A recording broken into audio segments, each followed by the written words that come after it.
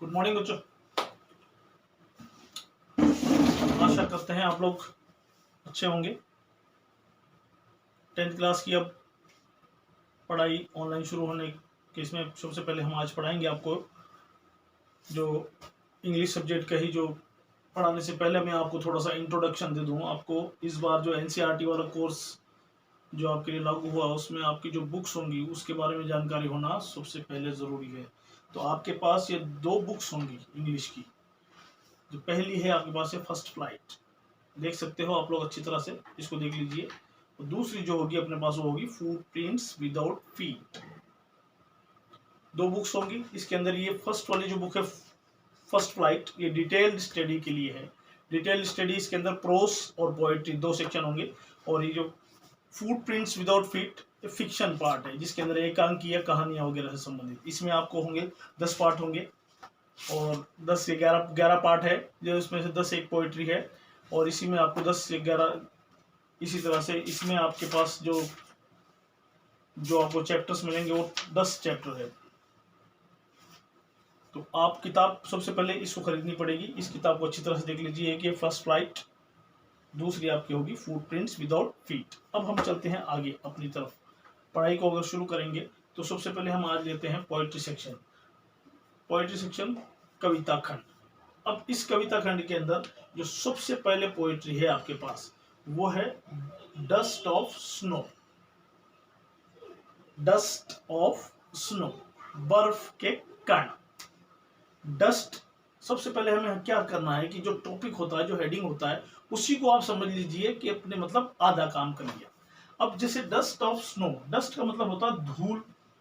धूल होती है मिट्टी की, लेकिन यहाँ पे मिट्टी की धूल नहीं होकर क्या है, स्नो, बर्फ। बर्फ की धूल इम्प्रॉपर मीनिंग हो जाएगा। तो ये बर्फ की धूल जो से आ जाएगा। तो बर्फ के कण आप देख सकते हो फ्रिज के अंदर। आमतौर पर हम अपनी जिंदगी की बात ही करते हैं, वैसे बर्फीली स्थानों पर तो जाने का मौका अभी तो मान लीजिए हमारे परिदृश्य के राजस्थान अनुसार हो नहीं पाता। तो आप जैसे फ्रिज में देख सकते हैं, फ्रिज में कहीं फ्रीजर के अंदर कहीं बर्फ जम जाता है तो आप किसी को उसको जब उसको हटाने की कोशिश करते हैं तो छोटे छोटे पार्टिकल्स, छोटे छोटे कण जो बर्फ के गिरते हैं बुरादे के तौर पर फ्रीजर के अंदर से, वो है डस्ट ऑफ स्नो। वो कहाँ मिलेंगे आपको, जैसे बर्फीले स्थानों पर, जब पेड़ पे पहाड़ियों पर जैसे बर्फबारी होगी तो उनमें बर्फ जमा होगा। जब वो किसी तरह से हिलते हैं तो धूल के जो इसके बर्फ के कण जो नीचे गिरते हैं वो डस्ट ऑफ स्नो। इस डस्ट ऑफ स्नो को पोएट्री में लिखा है रॉबर्ट फ्रॉस्ट ने। सबसे पहले नाम आपको ये 2 मोस्ट इंपॉर्टेंट पार्ट होते हैं। आपको पोएट्री सेक्शन के अंदर आप रेफरेंस टू कॉन्टेक्स्ट लिखेंगे तो सबसे पहले कि ये लाइंस, ये स्टैंजा किस पोएम से लिया गया, उस पोएम का नाम याद होना जरूरी है। तो पहला ही हम पढ़ रहे हैं डस्ट ऑफ स्नो। दूसरा अहम इंपॉर्टेंट चीज है पोएट। किसने लिखा इसको, कवि। इसको लिखने वाला है Robert Frost. Robert Frost 9th में भी आपने पढ़ा था, the road not taken Robert Frost का ही था। रॉबर्ट फ्रॉस्ट अपने आप में एक प्रेरणादायक, इंस्पिरेशन देने, मोटिवेशनल पोएम लिखने के लिए बहुत ही फेमस है। तो अभी सबसे पहले हम जिससे पढ़ रहे हैं dust of snow, written by Robert Frost, composed by Robert Frost. ये वाली लाइन आपके काम आ जाएगी। अब जैसे सबसे पहले पढ़ेंगे तो अबाउट द पोएट।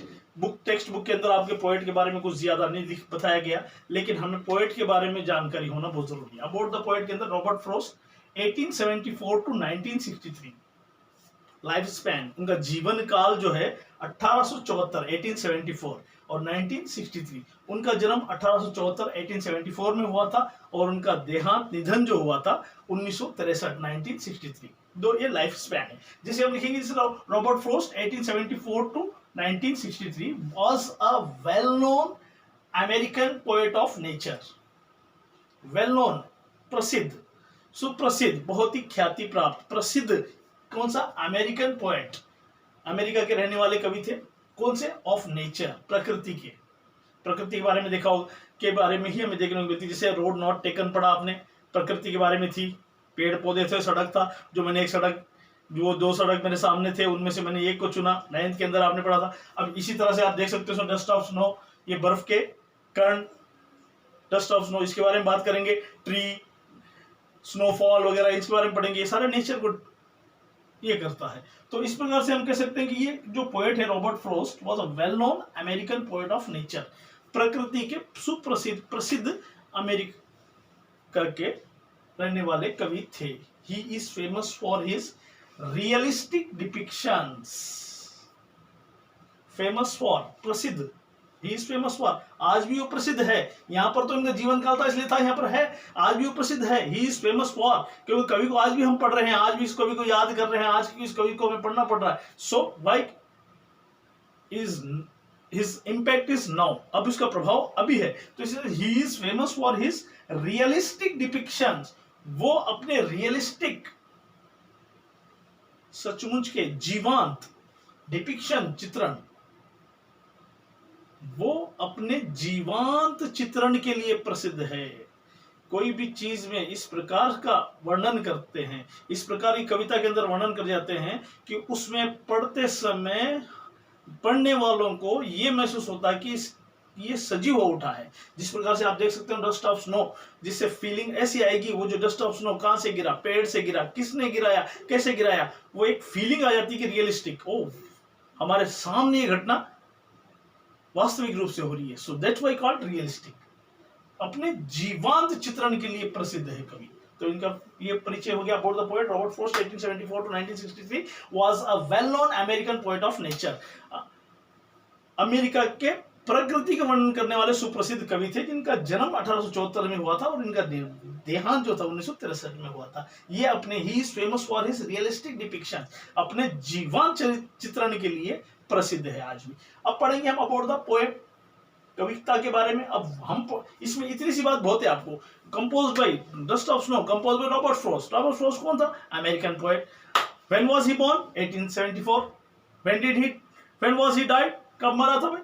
1963 में। तो ये वाली बात होगी अपने। और इसकी फेमसनेस क्या थी कि नेचर पोएट, और दूसरे क्या, रियलिस्टिक डिपिक्शन के लिए, अपने जीवन चित्रण के लिए माने जाते हैं। इतनी बहुत है कवि के बारे में परिचय। अब आते हैं हम कविता के बारे में। इस जब भी पोएम पढ़ेंगे उस पोएम के बारे में थोड़ी बहुत जानकारी आपको होनी चाहिए। जैसे कि हमने ये हो गया डस्ट ऑफ स्नो, बर्फ के कण हम पढ़ेंगे। तो आगे आ गया इसमें इसे पढ़ेंगे about the poem. The poem dust of snow is a very simple and short. सबसे पहले देखने वाली बात है, जो पोएम आप पढ़ेंगे वेरी सिंपल, बहुत ही सरल भाषा के अंदर, ऐसी भाषा के अंदर जो आपको पहले ही समझ में आ जाएगा। आप देख सकते हो, आपको ये डस्ट ऑफ स्नो, ये पोएम है आपके पास डस्ट ऑफ स्नो। आप इस डस्ट ऑफ स्नो को आप देख सकते हो, छोटी सी और सिंपल, लाइन टू लाइन आप देख सकते हो, और शॉर्ट, छोटी है, 8 लाइनों की, 8 लाइन्स की। तो इस हिसाब से हम इसको कह सकते हैं डस्ट ऑफ स्नो। ये वेरी सिंपल एंड शॉर्ट, बहुत छोटी और पोएम तो है, yet with a deeper and highly symbolic significance।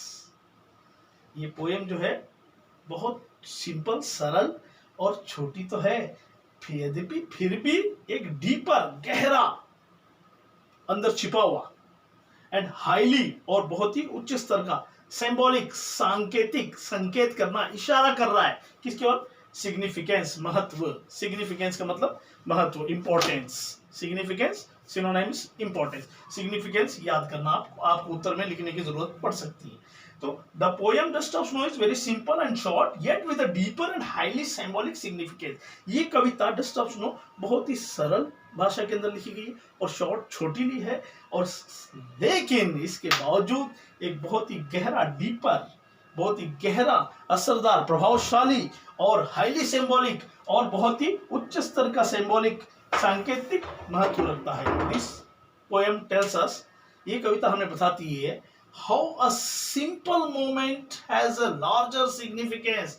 ये कविता हमें ये बताती है कि किस प्रकार से एक सिंपल, साधारण सा मोमेंट, क्षण, पल, जीवन का एक, हम जिसे महत्व नहीं देते हैं, जीवन का एक छोटा सा पल, साधारण सा पल हैज अ लार्जर सिग्निफिकेंस, कितना अधिक, कितना बड़ा, कितना अधिक महत्व रखता है। जीवन का छोटा सा पल, हमारे किसी भी इंसान के जीवन के अंदर मान लीजिए एक छोटा सा पल भी होता है, वो कितना बड़ा महत्व रखता है। And can change our mood, और हमारा मूड, अपना स्वभाव, नेचर बदल सकता है। हो सकता है हम दुखी बैठे हो, दुखी बैठते हैं कहीं से थोड़ा सा धक्का लग गया, धक्का लगते, अरे मैं क्या कर रहा हूँ, इमेजिन होता है, कल्पना होती है, अरे मैं क्या कर रहा हूँ, मुझे तो स्कूल जाना था।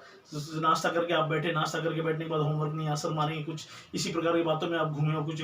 तो जिससे मान लीजिए मम्मी आके कह दिया, आपको आवाज़ दे दी, मम्मी आवाज़ देती है, आपका माइंड मम्मी की तरफ, अरे क्या हुआ, फिर या फिर आपको घड़ी के आवाज़ आई, सुनाई दी, 7 बज गए, 7 बजते 7 घंटे बजने के बाद आती, अरे क्या हुआ, मैं क्या कर रहा हूँ, मैं किस ख्यालों में डूबा हूँ, मुझे तो स्कूल जाना है। आप तो पहले निराशा में थे, लेकिन झट वो संकेत, मम्मी की आवाज आना, घड़ी की आवाज आना, उससे आपको क्या सिंबल, संकेत मिला। आपको संकेत मिलते ही क्या होगा, हो सकता है आप निराशा में हो, लेकिन आपको अपना मूड चेंज होता, अगर मुझे ये काम करना, मैं काम करने के लिए चल जाऊं। तो ये सिग्निफिकेंस को, ये महत्व को, ये इंडिकेशन को दर्शाता हुआ ये पोएम आएगा, द डस्ट ऑफ स्नो। इसके बारे में मालूम पड़ गया, एक छोटी सी कविता है, साधारण से सरल भाषा के अंदर इसको लिखी गई, लेकिन इसका महत्व बहुत गहरा है और ये सिंबॉलिक सिग्निफिकेंस रखता है, सांकेतिक महत्व भी रखता है। इस कविता के अंदर कवि हमें बताता है कि किस प्रकार से हमारे जीवन का साधारण सा एक पल, छोटा सा एक पल बहुत ही महत्व रखता है जीवन में, वो हमारा मूड बदल सकता है। Main message, central idea, theme यही है, किस प्रकार से हमारा जीवन का एक साधारण सा पल जो बहुत महत्व रखता है और वो हमारे मूड को चेंज कर सकता है। अब आपके लिए मैं यहाँ पर 2 मिनट 3 सेकेंड या 4 सेकेंड के लिए इसको रुका जाएगा, आप यहाँ पर स्क्रीनशॉट ले लीजिए, क्योंकि आपको इसके नोट्स बनाने हैं, इसी टाइप से आपको नोट्स बनाने हैं। अब आप स्क्रीनशॉट ले लीजिए, फिर आगे नेक्स्ट स्टेप पे इस कविता को लेकर के, पोएम को लेकर के आगे चलते हैं। स्क्रीनशॉट ले लीजिए आप।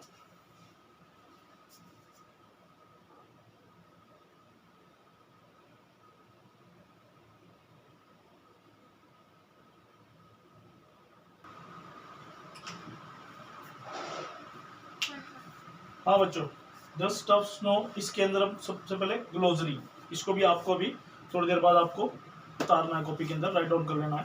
पहले देखते हैं ग्लोसरी, शब्दकोश,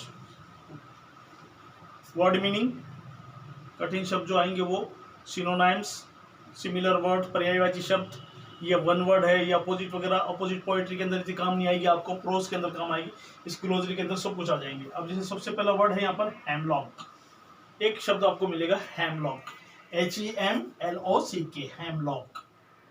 पहले ग्लोसरी अच्छी तरह से आपके माइंड में फिट कर लो, आप अच्छी तरह से याद कर लो, आपके आधा उत्तर क्लियर हो जाएगा। हेमलॉक, हेमलॉक आया, हेमलॉक क्या है, हेमलॉक एक ट्री है, पेड़ है ये हेमलॉक। अब यहाँ पे लिखा गया अ पॉइजनस ट्री, जहरीला पेड़, पॉइजन, पॉइजन का मतलब जहर, पॉइजनस जहरीला, अ पॉइजनस ट्री एक जहरीला पेड़, with white flowers, with white flowers, एक ऐसा जहरीला पेड़ जिसमें सफेद फूल लगे हुए होते हैं, सफेद फूलों वाला एक जहरीला पेड़ या पौधा जो आमतौर पर हमारे यहाँ नहीं पाया जाता है। इसके बारे में थोड़ा सा मैं आपको डिस्क्रिप्शन दे दूं। एक हेमलॉक ट्री जो मूल रूप से विदेशों में पाया जाता है, पोएट्री अमेरिकन पोएट है तो कहाँ, इंडिया कहाँ आया वो, तो अपने वर्णन के अंदर ज्यादातर तो फॉरेन कंट्रीज, फॉरेन नेचर को ही ये करेगा। तो हेमलॉक, हेमलॉक क्या है, it is a kind of tree. Which kind of tree? It is a poisonous tree with white flowers. एक ऐसा जहरीला पेड़ जिसमें सफेद फूल लगे होते हैं, जो मुख्य रूप से फॉरेन कंट्रीज में मिले जाते हैं। जैसे हम देख सकते हो, आप लोगों ने सभी ने देखा होगा, जैसे बच्चे जो पढ़ते हैं ना, A for Apple, X for Xmas tree, Xmas tree तो सभी ने देखा होगा। एक्समस का पेड़ गुलदस्ते के तौर पे होता है, किस प्रकार से होता है, वो इस टाइप से आकर के उसके निकला, सेम एक्समस ट्री की तरह होता है हेमलॉक का, लेकिन बड़ा पेड़ होता है। लेकिन एक्समस ट्री के अंदर आप देख सकते हो लाल कलर दिखाया जाता है, उसमें हरे पत्तों के बीच में लाल कलर, लेकिन इसमें व्हाइट फ्लावर्स होते हैं, as it is Xmas tree, लेकिन ये जहरीला पेड़ होता है। अब हम जैसे भारत में रहने वाले भारतीय परिदृश्य को मिलाकर के इसको पढ़ेंगे, हेमलॉक ट्री को हम इसको इक्विवेलेंट, समान रूप से माना क्या, धतूरे का पेड़। इंडिया के अंदर, इंडियन कल्चर के अंदर एक ऐसा पेड़ आता है जिसका नाम धतूरा, नाम सुना होगा धतूरा, धतूरे का पेड़ जो किसी काम नहीं आता है। सेम उसी प्रकार से हेमलॉक का पेड़, hemlock a poisonous tree with white flowers, ये याद रख लेना आप, ये तो आपके समझने के लिए धतूरे का पेड़ इक्विवेलेंट वर्ड। दूसरा र्यूड, ये दो वर्ड्स जो है इस पूरे पोएट्री के अंदर आपको नए मिलेंगे, आपको इस पे फोकस करके इसको पहले याद रख लो। RUED, र्यूड, र्यूड का मतलब रिग्रेट, पछतावा, जिसे हम कहते हैं पछताया। एक हेमलॉक, दूसरा र्यूड। तीसरा डस्ट ऑफ स्नो, हेडिंग है, क्या है, डस्ट ऑफ स्नो मतलब tiny particles of snow, question बनेगा, एक question direct. What is a dust of snow? Poem पढ़ाया नहीं, उससे पहले क्वेश्चन आ गया, देख लो। What is dust of snow? ये क्वेश्चन आया हुआ है बोर्ड के अंदर। अब आपको सर नई किताबें लेगी, कहां से आया? तो बेटा आज से 7-8 साल पहले ये सेम कोर्स माध्यमिक शिक्षा बोर्ड राजस्थान में ही चला करता था, उसमें ये क्वेश्चन बोर्ड में पूछा गया, what is dust of snow? तो डस्ट ऑफ स्नो आया तो क्या हो गया? डस्ट ऑफ स्नो आते क्या होगा? Tiny particles of snow. Tiny सूक्ष्म, छोटे छोटे, बहुत छोटे पार्टिकल्स, अंश या कण, ऑफ स्नो, बर्फ, बर्फ के छोटे छोटे कण। डस्ट ऑफ स्नो क्या होता है? बर्फ के छोटे छोटे कण। ये अच्छी तरह से याद रखना, tiny particles of snow. Then moving to next word, shook down. Shook verb की सेकेंड फॉर्म है, shake, shook, shaken. Shook, shake, हिलाया। मैंगो शेक भी बनता है आपका, पाइनएप्पल शेक बनता है, क्या करते हैं? उसके अंदर मैंगो पाइनएप्पल की आइसक्रीम डाल के उसको हिलाते हैं खूब, वही हो गया, शेक बन गया। तो ये भी शेक वर्ड आ गया, हिलाना। शेक का second form shook, shook down, हिलाया। शूक डाउन, हिलाकर गिराया, हिलाकर गिराया। सिग्निफिकेंस, इंपॉर्टेंस, महत्व। पार्टिकल्स, अंश, छोटे अंश, टुकड़े या कण। नेक्स्ट, टाइनी, सूक्ष्म, बहुत छोटे। ये तो होगी मेन इसकी ग्लोसरी। इंपॉर्टेंट इतने आ गया तो बाकी आपको अपने आप समझ में आएगा। Very simple. सबसे पहले पढ़ा है कि ये पोएम जो है, ये इस पोएम के अंदर वेरी सिंपल है, ये शॉर्ट है, छोटी भी है। छोटी है तो कम मीनिंग होंगे, कम मीनिंग में 2 ही मीनिंग है रिलेटेड। लेकिन आपके आंसर के अंदर जो भी आप लिखेंगे, एक्सप्लेनेशन या आंसर या समरी या थीम या जो भी लिखेंगे, उसके अंदर ये वर्ड काम आएंगे। तो इसलिए मैंने थोड़ा सा बढ़ा करके इसको लिख लिया। अब इसको आप लोग वापस इसका स्क्रीनशॉट ले लीजिए, कॉपी के अंदर ग्लोसरी बनाकर इसको आपको लिखना पड़ेगा। ग्लोसरी हेडिंग कर लेना, डार्क कर लेना, मैंने डार्क नहीं किया। आपको कॉपी देखते ही आपको लगना चाहिए सिस्टमेटिक बनी हुई है। कैसे बनाना है आपको पता है, प्रीवियस लास्ट ईयर वगैरह सब जैसे बनाया उसी टाइप से आपको बनाना है। इसको हेडिंग डार्क कर लीजिए, डार्क करके इसको ग्लोसरी में लिख लीजिए। फिर नेक्स्ट आपकी लाइन खींच के नेक्स्ट हम आपको एक्सप्लेन करेंगे, पोएम पढ़ेंगे। पोएम अभी एक्सप्लेन अभी करता हूँ, तो 2-3 सेकंड में रुकता हूँ, जब तक आप स्क्रीनशॉट ले लीजिए, फिर हम आगे नेक्स्ट स्टेप में पहुंचते हैं। स्क्रीनशॉट ले लीजिए।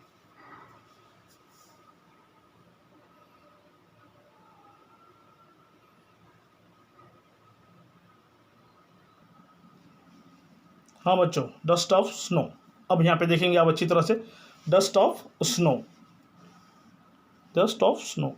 The way a crow shook down on me the dust of snow from a hemlock tree. First stanza. The way a crow shook down on me the dust of snow from a hemlock tree. Then moving to second stanza, has given my heart a change of mood and saved some part of a day I had rued. Second stanza देखिए, has given my heart a change of mood and saved some part of a day I had rued.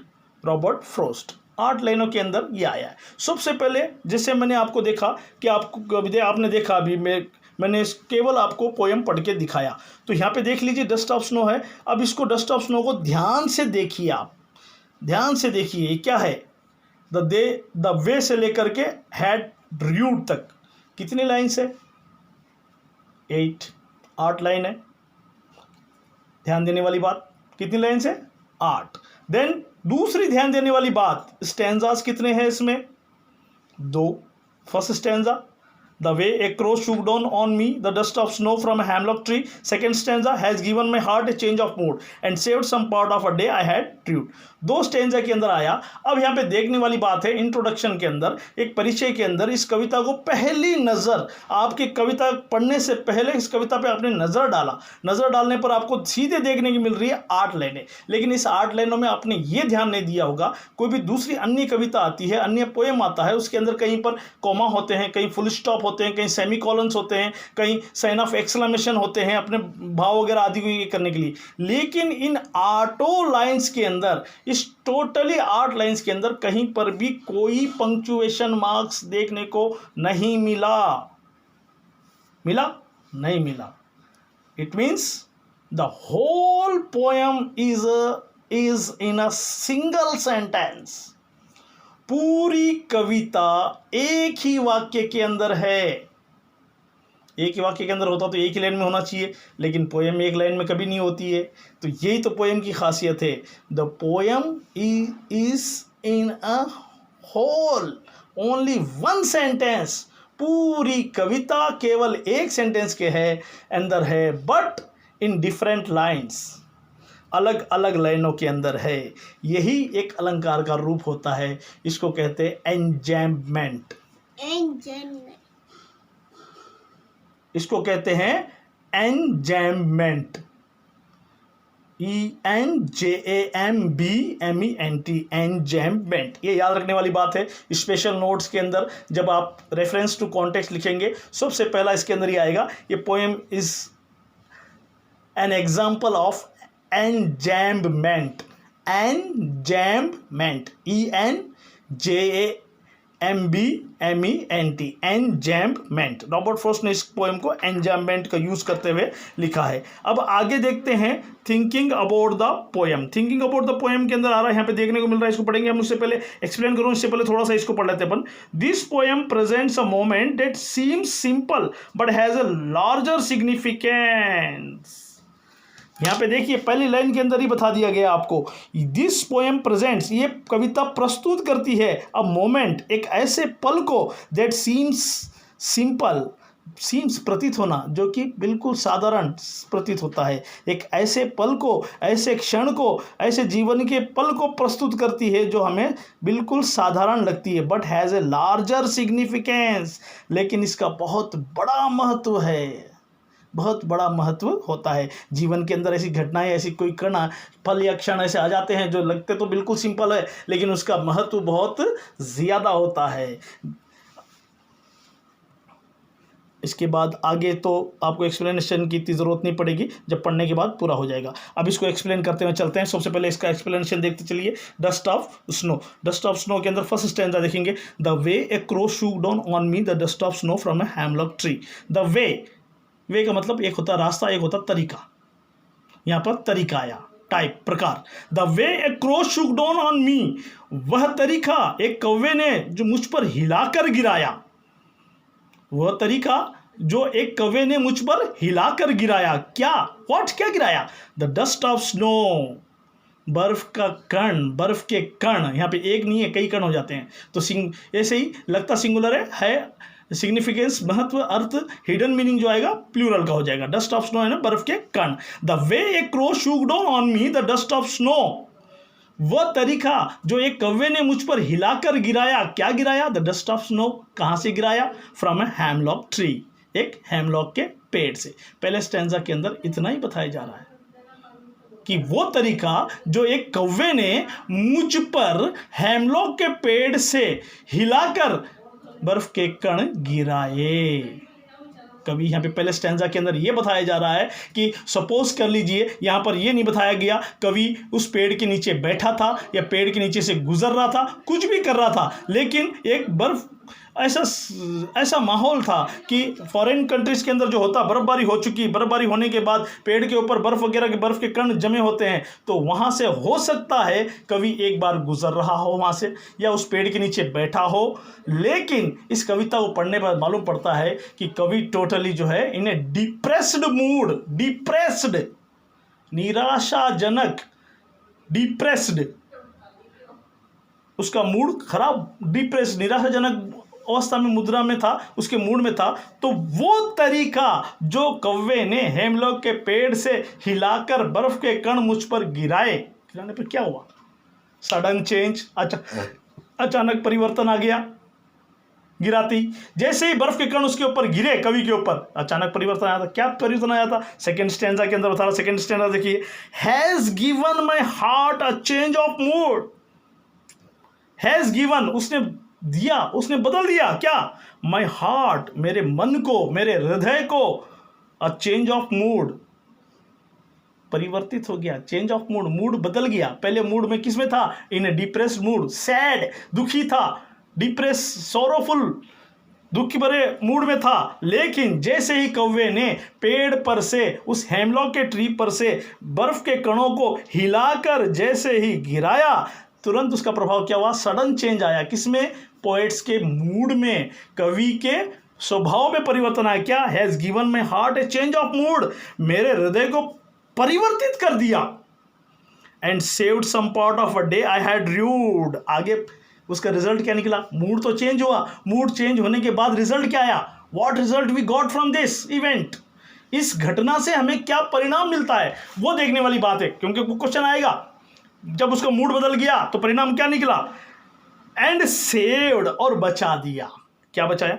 Some part, कुछ भाग, of a day, दिन का कुछ भाग, I had druid, जो मैंने पछतावे में बिता दिया था। हो सकता है दिन का टाइम है, 12 बजे का टाइम हो या आधा दिन हो गया हो, कुछ भी बचा हो, लेकिन जिस समय वो घटना उस पर घटित हुई, कौवे के द्वारा बर्फ के कण उस पर आगे गिरे थे, उस समय जो घटना घटित हुई थी, उस घटना के परिणाम स्वरूप जो उसमें परिवर्तन आया, उसका मूड बदला। मूड बदलने के बाद उसने क्या हुआ? रियलाइज किया। उसने रियलाइज, महसूस करना, उसने रियलाइज किया कि मैंने अपने जीवन में यहाँ पर अपना टाइम बर्बाद करते हुए एक बहुत बड़ी मिस्टेक कर रहा हूँ, गलती कर रहा हूँ। अब मुझे उस जो मेरे साथ जो मेरा मूड खराब था, मेरा मूड दुखी था, डिप्रेशन में था, डिप्रेशन था, उसको मुझे छोड़कर बचे हुए दिन का आनंद लेना चाहिए। हो सकता है मौसम का आनंद लेना, हो सकता है अपने कार्य को पूरा करना, कुछ भी पूरा करने के लिए कभी अग्रसर बढ़ जाता है। तो रॉबर्ट फ्रॉस्ट की पोएम की यही खासियत होती है, छोटी होती है, बहुत शॉर्ट होती है, लेकिन उसके अंदर डीपर मीनिंग होती है, और मीनिंग जो होती है हिडन मीनिंग होती है, अंदर छिपी हुई मीनिंग होती है। इसमें देखा जाए तो कुछ नहीं है, एक पेड़ पर से कौवे ने हेमलॉक के पेड़ पर से बर्फ के कणों को हिलाकर गिराया, गिराते ही क्या हुआ? कवि का मूड बदल गया। कवि का मूड बदलते क्या हो गया? उसने महसूस किया, रियलाइज किया कि मैं अपना समय बर्बाद कर रहा हूं, मुझे अपने जीवन के इस समय को, बचे हुए समय को यूटिलाइज करना है। किस प्रकार से इस समय को मैं आगे अपने काम में लूं, ये देखने के लिए आया। तो ये 8 लाइन फर्स्ट स्टैंजा के अंदर तो केवल यही बताया गया, आपको याद रखना है। पहला स्टैंजा का एक्सप्लेनेशन करेंगे और फिर उसके बाद दूसरा स्टैंजा का एक्सप्लेनेशन करेंगे। तो ये है। और एक बात और बता दूं, most important poem of this book है ये, इस किताब की मोस्ट इंपॉर्टेंट। ये मान के चलिए, मेरे तरफ से तो आपको 90% गेस देता हूं कि ये या सेकंड आगे आप पढ़ेंगे फायर एंड आइस, वो ये दो में से एक पोएम का एक्सप्लेनेशन तो 100% है, 100% है। तो इसलिए आप ये मान के चलिए, मैं आपको 90% दे रहा हूँ इसको, तो आपको तो इसको तैयार करना है। और पोएट्री सेक्शन आपका हो जाता है तो बाकी सारे इजी हो जाते हैं। तो इसलिए सबसे पहले मैंने पोएट्री लिया, ताकि आपकी स्टडी की जो स्पीड है शुरू से ही अच्छी पकड़ी जा सके। तो पहले स्टैंजा के अंदर हमें केवल इतना ही बताया जा रहा है, किस प्रकार से कौवे ने हेमलॉक के पेड़ से कवि के ऊपर बर्फ के कण गिराए। दूसरे इसके अंदर उसका परिणाम, जैसे ही बर्फ के कण गिरे तो कवि का मन बदल गया, और उसका जो दिन बर्बाद कर रहा था उसको उसने रियलाइज किया, महसूस किया कि मैं दिन को बर्बाद होने से बचाऊं और इस दिन का, बचे हुए दिन को यूटिलाइज करूं, पूरा इसमें ये करूं। ऐसे कवि का हुआ, कवि का मन परिवर्तित हो गया, वो वापस अपने डिप्रेशन से, डिप्रेस्ड मूड से वापस जॉयफुल, खुशहाल स्वभाव के अंदर आ गया। इस प्रकार से ये पोएम खत्म हो जाती है। अब हम इसके पोएम के एक्सप्लेनेशन और क्वेश्चन आंसर्स वगैरह सब देखते हैं। अभी इसको अच्छी तरह से आप पढ़ लीजिएगा। ये काम जो मैंने दिया उसको ये करके इसको तुरंत याद करना। नेक्स्ट स्टेप में मैं आपको एक्सप्लेनेशन देता हूँ। हो सकता है आपको होमवर्क के लिए अभी होमवर्क के लिए आपको 2-3 क्वेश्चन देता हूँ, अब उस क्वेश्चन को उतार के याद करना है। ठीक है बच्चों? हाँ बच्चों, ये 2 वर्ड और उतार लीजिए आप। रियलाइजेस, महसूस करना, डिस्ट्रेस्ड या डिप्रेस्ड, निराशाजनक, जो मीनिंग अभी उतारे थे उनके साथ ये उतार लीजिए। इसके बाद मैं आपको अभी होमवर्क दे रहा हूँ, इसके भी स्क्रीनशॉट ले लीजिए। ठीक है? अब होमवर्क के लिए क्वेश्चन देता हूँ, उसको आपको करने हैं। हाँ बच्चों, देखिए 2 क्वेश्चन है, इसको आप अच्छी तरह समझ के आज ही याद कर लेना। कॉपी में काम तो करना ही है आपको। First question, what is a dust of snow? जो मैंने आपको कहा था फर्स्ट क्वेश्चन ये इंपॉर्टेंट क्वेश्चन है, तो जैसे क्वेश्चन यही बना, तो what is dust of snow? Dust of snow आप समझ गए होंगे, बर्फ के कण, और इसको हमने इंग्लिश में लिखना है, आंसर इंग्लिश में, तो tiny particles of snow. A dust of snow is a collection of tiny snow particles. Dust of snow collection है, एक संग्रह है इसका।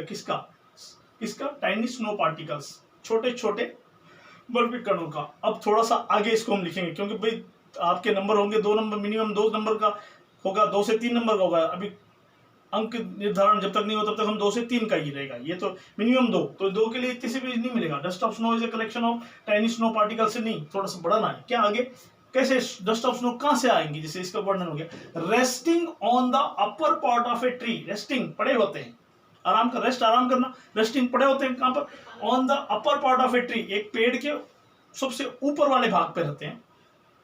अ थिंग या कोई वस्तु के, केवल पेड़ पर ही नहीं वस्तु के भी हो सकते हैं, और एक क्रिएचर या किसी जानवर जीव जंतु के होते हैं, बर्फ बाहर जीव जंतु बाहर ही होते हैं, उनके पेड़ उनके ऊपर बर्फ गिरती है, बर्फ के कण तो उनके ऊपर होते हैं। तो पेड़ पर या किसी वस्तु पर या किसी जानवर के ऊपरी सतह पर जो छोटे छोटे बर्फ के कण गिरे होते हैं उसे ही हम डस्ट ऑफ स्नो कहते हैं। और ये डस्ट ऑफ स्नो कब आएंगे? आफ्टर ए स्नोफॉल, बर्फबारी के बाद। बर्फबारी के बाद जो किसी पेड़ या वस्तु या जानवर के ऊपरी भाग पर जो बर्फ के छोटे सूक्ष्म छोटे छोटे कण जो होते हैं उन्हें हम डस्ट ऑफ स्नो कहते हैं। ये उत्तर हो गया। अ dust of snow is a collection of tiny snow particles resting on the upper part of a tree, a thing or a creature after a snowfall. Next, moving to the next question. The next question says, what does the poet say has changed his mood? Question को समझिए, word to word translate हो जाएगा। what क्या, does helping हो गया यहाँ पर, the poet कवि, से कहता है, does आ गया कहता है, कवि क्या कहता है, has changed बदल दिया, his mood अपने उसके स्वभाव को। कवि क्या कहता है कि ऐसी क्या चीज थी कि कोई ऐसा घटना थी जो उसके मूड को बदल दी। क्या थी भाई घटना? घटना ये थी कि पेड़ पर से जो कौवा हेमलॉक ट्री पर से हिलाकर जो बर्फ के कण गिराया, जैसे बर्फ के कण गिरे उसका मूड चेंज हो गया। यही the way, first line of the poem, the way the crow shook down on him, वो तरीका जो एक कौवा उसके ऊपर से हिलाकर गिराया। क्या? द डस्ट ऑफ स्नो को कहां से? From the hemlock tree. कविता के अंदर ए हेमलॉक ट्री है, यहाँ पे दा हो जाएगा, पर्टिकुलर होगी, डेफिनेट हो गया हेमलॉक ट्री, इसलिए the way the crow shook down on him the dust of snow from the hemlock tree, वो तरीका जो एक कौवे ने हेमलॉक के पेड़ पर से हिलाकर बर्फ के छोटे कणों को उसके ऊपर गिराया, उसने बदल दिया। हैज चेंज्ड बदल दिया, द पोएट्स मूड कवि के मूड को बदल दिया। तो इसका उत्तर ये हो गया। ठीक है, दोनों उत्तर समझ में आ गए। अब इसको आप एक बार स्क्रीनशॉट ले लीजिए, होमवर्क में इसको उतारना है। टोटल इस पोएम से लेकर के सारी चीजें आपको बाय हार्ट कंठस्थ समझ लीजिए, समझ के समझ लीजिए, याद करना है। इसके बाद ही हम नेक्स्ट थोड़े 2-3-4-5 क्वेश्चन और आएंगे, क्वेश्चंस करा के मैं एक्सप्लेनेशन करा देता हूँ। ठीक है, इसको आप स्क्रीनशॉट ले लीजिए, फिर होमवर्क में करना है।